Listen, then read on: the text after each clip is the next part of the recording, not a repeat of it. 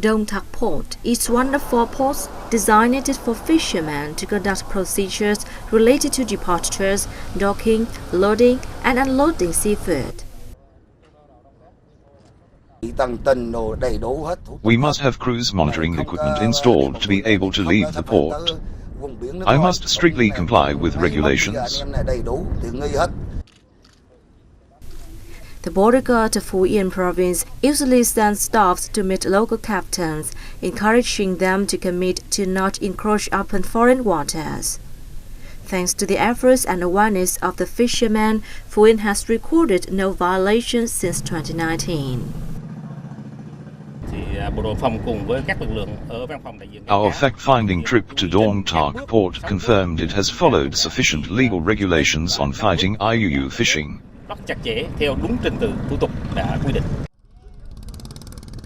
Phu Yens has 653 fishing boats with a length of 15 meters or more operating in open seas, 641 of which have been equipped with vessel monitoring systems, or 98%. We coordinate with relevant forces to strictly conduct 6 steps before departure and 5 steps before docking.